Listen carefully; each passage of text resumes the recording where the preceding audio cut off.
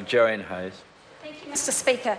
Before I start my speech, I want to take this opportunity to pay tribute to the sudden passing of Erima Henare, son of the late Tā Hemi Henare, father of our parliamentary colleague Penny Henare, and grandfather to his mokopuna.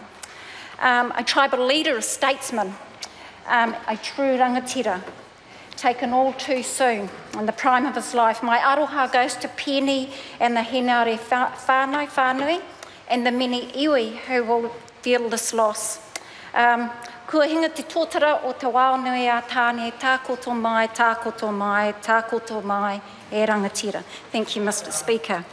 I'm pleased to stand to take a call on the second reading of the Environmental Reporting Bill in the name of Nick Smith, Minister for the Environment.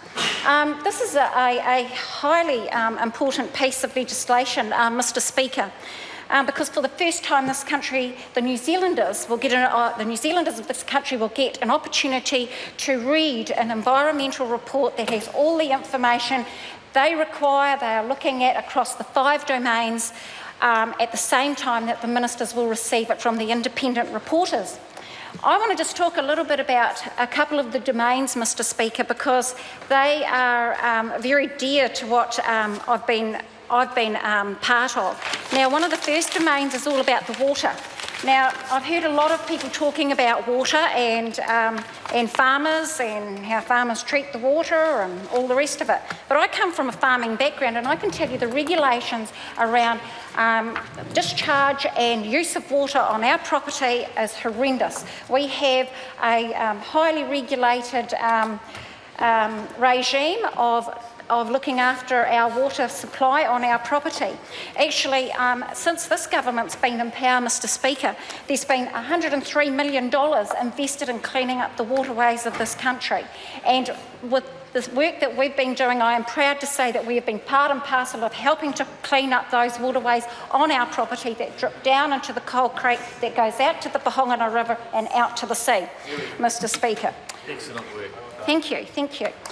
Many other farmers. Thank you. And I also want to put a plug in, even though we're sheep and beef farmers, for the dairy farmers, because I do know that they have a strict regime on keeping the water clean in their and the use of their milking facilities, making sure that they are recycling some of their water so they can put it out to either to their cleaning up the facilities in their dairy sheds or using it to help water their properties. And these have been very big regimes of regulation that they have had to come to terms with and had to abide by and comply with.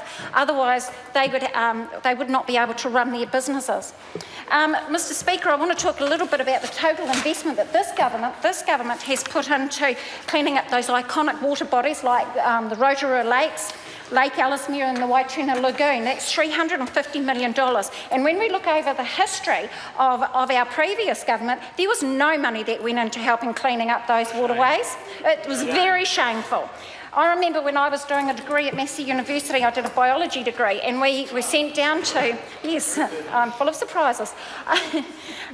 We were asked to go down and do some testing on it was a little kind of discharge area over at Okautere. And it was quite amazing how that particular area, what we found there, it was quite high and a lot of unwanted discharge bits and pieces in it. And I can say that, you know, that has been controlled through this regulation that the government has put in for managing our freshwater environment.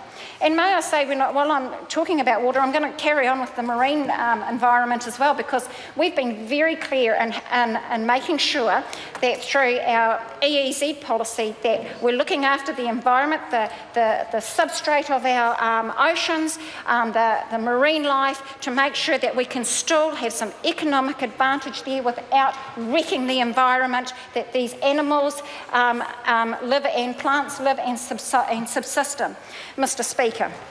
So that's my spiel around water, because it is dear to my heart. We've got it flowing. It bubbles out of our ground. It's spring water. It bubbles out of our ground, and we know that it is a very special thing that Papa Tuanuku gives to us, and we have to look after it. And talking about Papa Tuanuku, Mr. Speaker, I want to talk a little bit about the clause. I can't remember the name of the clause, but the clause for the insert of the Treaty of Waitangi. Now, we all know that Māori have had a vested interest in Wai Māori for mai rano, forever.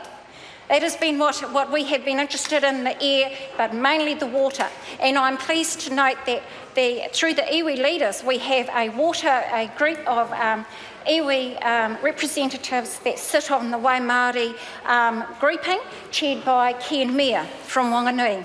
And I know Ken, and he's a no-nonsense kind of man. He doesn't take any rubbish, and he makes sure that we stick to looking after that water, freshwater environment. The Wanganui River, for instance, look at that big body of water, and how the signing of their treaty bill around, it was their treaty bill around I see you're standing up.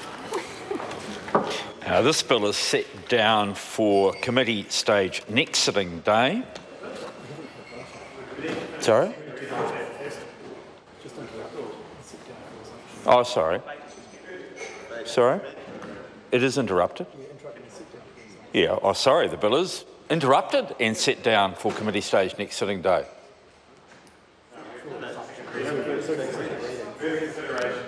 I apologise. This debate is interrupted and set down for resumption next sitting day. All right.